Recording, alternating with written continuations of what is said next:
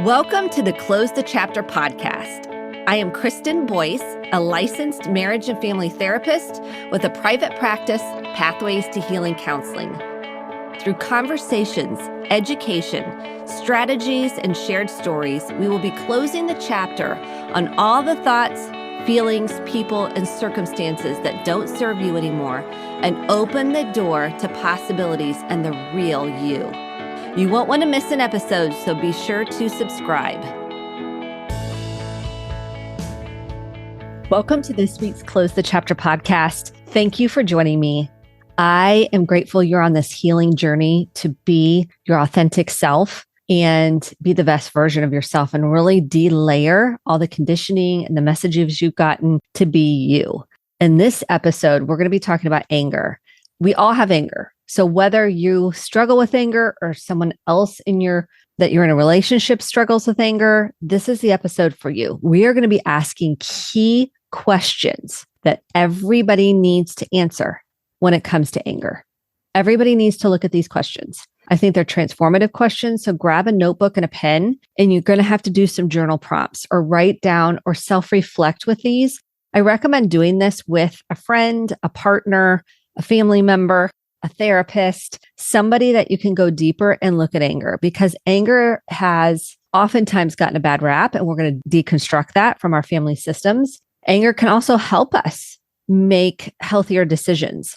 And we've got to look at it from a systemic perspective. What does that mean? I like to look at things from family systems, and not to blame anybody, but I need the curtain to be pulled on how you dealt with anger. How is anger dealt with? And what is your relationship with anger today? And how does that impact you personally and relationally? So you'll also want to grab the free healing guide at kristendboyce.com. That's KRISTEN Boyce.com/free resources. This is an important episode because everybody has a continuum of anger in some form or fashion. And some of you, it lays dormant because you've internalized anger, and maybe you're eating your anger. Maybe you're social media-ing your anger. Maybe you're drinking your anger, and maybe you're suppressing it. And so your body's starting to shut down. And others of you might be very external with your anger. You might be verbally kind of vomiting on people and unkind with your words and not able to manage your anger. And then some of you might be in between. Okay. And today is just a self-reflection episode that is super important when we're looking at the development of anger and its purpose and how it's playing out in your life. So let's jump in as I'm going to look at my notes as we are going to go through these questions that are powerful, insightful, and extremely helpful for you to start understanding your relationship with anger. Because conflict and anger are intimately related. They go together. They're partners, if you will. So where there is conflict, there's usually anger. So know that where there's conflict, there's usually anger. It is usually the anger that frightens people and frightens couples. So some people in the relationship, maybe one person in the relationship is really scared of anger because of their childhood. And the other person is like yelling and screaming and then pass the potatoes. So with me and my husband grew up with lots of anger, and they would yell and scream. And to them, they would quote unquote, get it out and then be like, okay, pass the salt and pepper. And I was like, whoa, anger was definitely overt in my house too, but it wasn't a positive thing. It was people were mad at you. They were going to verbally get mad at you, but there was no resolution on both sides of our family systems. Anger has played a huge role, and it's super important and something that we've worked on continuously, individually and as a couple, because he's more external with his anger. And I would say I'm not, although I can be, but not to the extent that he grew up. And so when we did our premarital counseling 2 months into dating, we focused a lot on anger. And I highly suggest you do a self-reflection on this too. And a lot of people associate anger with losing control and being destructive. And that can prevent someone from really processing the anger and facing it and looking underneath it. So there are a number of questions to look at when we're looking at the meaning of anger. Have you ever thought about that? Like, what's the meaning of anger? What's its function? What's the purpose of it? And you might have thought about this somewhat, but we're going to dive in with these questions to really help you deconstruct what is the meaning. So get a pen and paper, and here's question number 1. What is your definition of anger? Have you ever thought about that? Like, what's your definition of anger? Is it what you saw growing up? Is it yelling and screaming? Is it a defense mechanism? Is it something that you just don't like? What is anger to you? And I want you to write that down. And if you're doing this with your partner that you may be dating or in a relationship with, it's important to ask these questions. We just did as a family. This is why I think it's so important. Question asking. It's critical to all family systems, and it's how you ask it. So if you go, what is anger to you? Feel the tone of my voice, or tell me what anger is. What does it mean to you? See how I softened with curiosity? It makes a difference, the tone and my facials and my body language. But we did this as a family, not asking these questions. But I'm definitely going to do that. We're asking these questions. What prompted me to do this episode was we have a box that I was given as a gift. And you pull a card and you read the question. And so we did that as a family. We pulled cards and we read questions. My oldest daughter, who's getting ready to go to college, said, "This is my love language." I'm like, "Oh, me too, girl." Anyways, she said, "This is my love language. I love this. I love asking these questions and being curious about each other and learning about each other." And it just brought tears to my eyes because I'm like, let's do more of this in a soft, gentle, safe way. Let's explore these questions. Let's do this as a family. So you might even type this up and cut it out on a piece of paper, and you can draw it from a jar and do a game, call it question game or get to know you game or deep conversation game. Type them up and then print them out and then cut them out and then put them in a jar and then pull a question. Because that's what I'm going to do. Because these are questions that I have asked in a roundabout sort of ways, but I want to be more intentional about it. Okay, question number 2. So the first one was anger. Number 2 is, what does it mean when you are angry? What does it mean? Does it mean you're out of control? Does it mean you are your father? Does it mean you've turned into your mother or your angry grandparent? Does it mean that you are now going to lose connection and relationship? I'm giving you examples. So what does it mean when you are angry? Does it mean you're a bad person? Does it mean that you are immature? I mean, what does it mean to you when you are angry? Okay, number 3. What does it mean when you are angry with your partner? What does it mean when you are angry with your partner? Does it mean that you are a bad spouse? Does it mean that you want to run away and not deal with it? Does it mean you get angry and yelling and screaming and out of control with your partner? Does it mean you want to protect yourself and so you get angry to protect yourself? What does it mean when you're angry at your partner? For kids, you could put, like, if you want to go, what does it mean when you're angry at someone you love? That might be a question. You can reframe this. Like if you want to do a family question, what does it mean when you are angry with someone you love? Or what does it mean when you're angry at mom? Or what does it mean when you're angry at dad or your sibling? That might be another way, or a friend. So you can structure these questions how you want. If you're going to do this as a family kind of connection point or game, which I highly recommend, even if you have adult children, this is a great way to do a dinner. I know I sound morbid. Like, this is a great way to connect. It is. It is. I'm telling you, life is short. We're only here for a certain period of time. Let's do deeper conversations. That's why you're listening to this podcast. Okay, question number 4. What does it mean when your partner is angry? What does it mean when your partner, or you could put parent, you could change these questions. What does it mean when your partner is angry? Does it mean they don't love you? Does it mean you feel like they're out of control? Does it feel like they're controlling, they're parenting you? Okay. Does it remind you of somebody in your family of origin or in your family system? Okay. Number 5. What does it mean when your partner is angry with you? So different question. The first one was, number 4 was, what does it mean when your partner is angry in general? And number 5 is, what does it mean when your partner is angry at you? Does it mean you're a bad person? Does it mean, do you go into a teenager mode and be like, I hate you because you're angry at me? Or do you take the feedback and you're like, okay, there's legit reason why they're angry at me because I did something that I need to grow and improve on? Or do you get defensive? Number 6, How do you respond to your partner's anger? This could be, how do you respond to mom and dad's anger? Again, don't be constrained by the question. You can change it if you want. Number 6, this is repeating. How do you respond to your partner's anger? Do you shut down? Do you get quiet? Do you get up and withdraw? Do you kind of stonewall? Do you get angry back? What does that look like? Number 7, how do you respond to your own anger? Are you even aware that you have anger? How do you respond when you do get angry with your own anger? Do you go into shame and feel like there's something wrong with you? You're defective?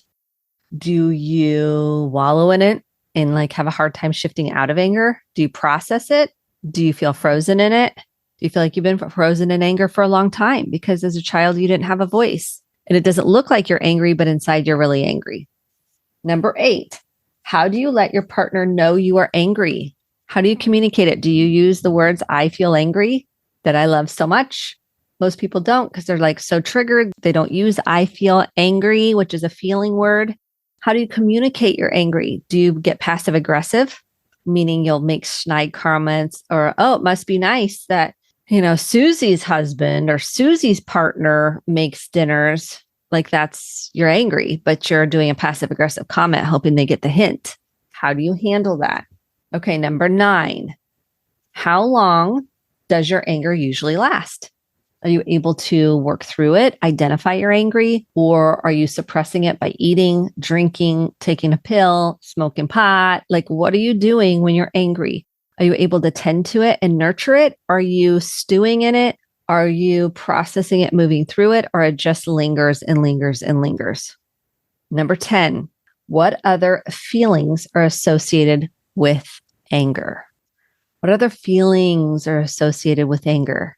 So we know anger can be a secondary emotion. It can be a defense to cover up sadness, grief, disappointment, fear.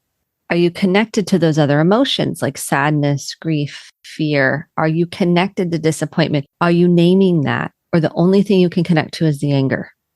Because as kids, we didn't see our parents say, well, I feel really sad and scared because my mom just died and I'm trying to process that. But at the same time, life has to go on. Like, no, they didn't say that. They might have just acted it out, drank. They might have not said a word and just did stuff around the house.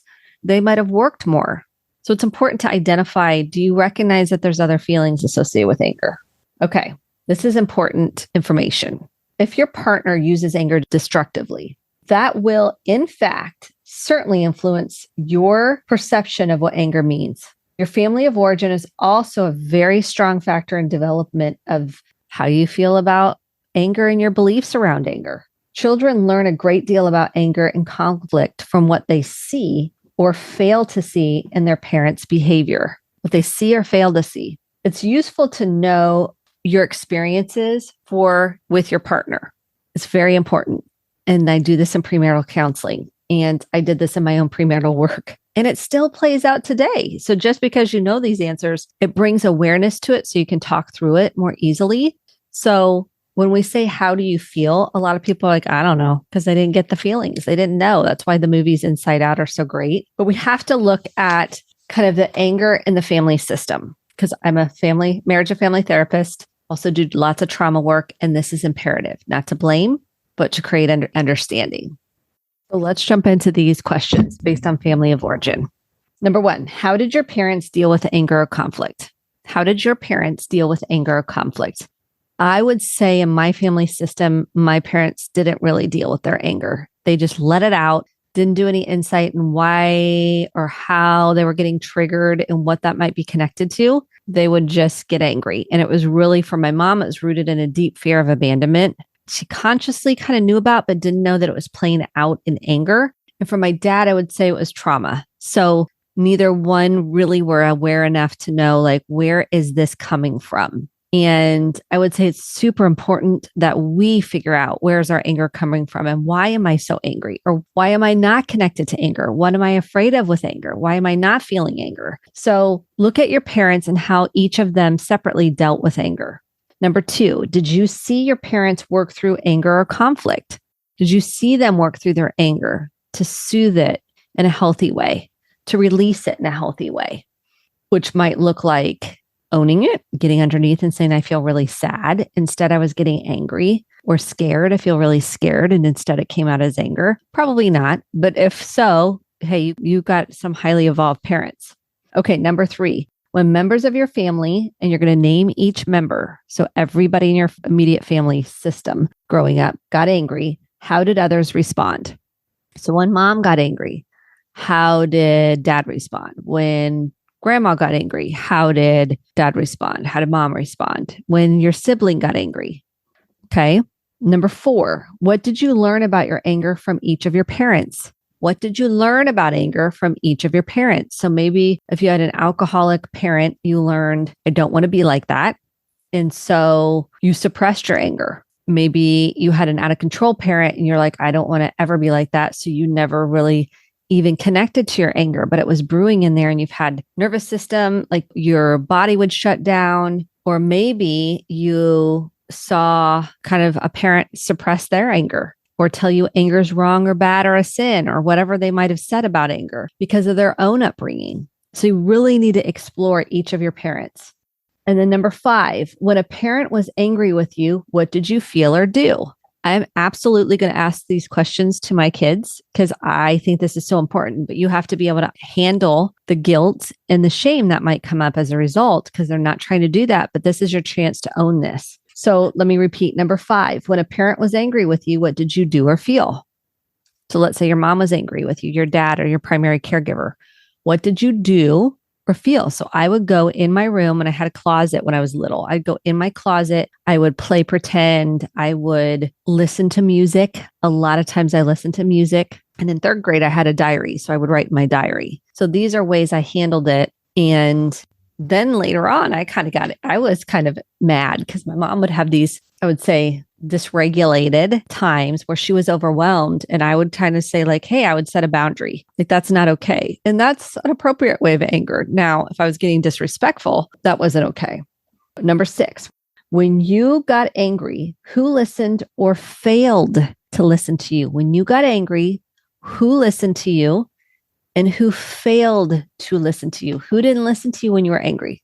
Or who got mad when you were angry? Or who shamed you when you got angry or told you that that was bad and you didn't want to be the bad girl or bad son or bad daughter or bad person? Number 7, how did members of your family respond when you got angry? How did members of your family respond when you got angry? Were they nurturing? Were they holding space? Did they get mad back? What happened? Number 8, there's 10 questions total. Number 8, who was allowed and not allowed to be angry in your family? Was dad allowed to be angry? Mom wasn't allowed, or was mom allowed to be angry? Or was your sibling allowed to be angry, but you weren't? Who was allowed to be angry and why? Number 9, what is your best and worst memory about anger in the family? What is your best and worst memory about anger in your family? And this would be super important if you're getting married or thinking about getting married to talk about anger because it's connected to conflict. And we need to deconstruct this. We need to be talking about this. We need to be having a dialogue. And man, if you have adult children, I mean, what a better gift that you're willing to listen to them and talk about these questions. Okay, number 10, was anyone ever seriously hurt when someone got angry? This is important because there might be some domestic violence. Did someone seriously get hurt when someone got angry? That's some deep trauma work. And I recommend EMDR, eye movement desensitization reprocessing. If you're a client of mine, chances are you've done some EMDR, or if you haven't, there are many providers out there. If you look up emdria.org, highly recommend because that is significantly impacts you and how you feel and how you relate to anger and how you show up. So these questions often reveal 2 patterns in family of origin. In one pattern, a member of the family usually could be the father, not always though, sometimes, but we're just going to use statistics, is the only person allowed to be overtly angry. In many of these cases, this pattern is associated with drinking. Father used anger to manipulate, control, and express his aggression. Mother and other members responded in fear, not knowing whether father would lose control. The adult children might use this same pattern or might be so frightened of their own anger or that of others that they go to great lengths to avoid anger and its expression. The other typical pattern is the family that attempts to deny anger and conflict. Children from these families do not understand their experience of anger, nor that of their parents. So anger is an unknown and fearful feeling and often is out of awareness. And so it's really important in my work, what I do individually and with couples, is start to welcome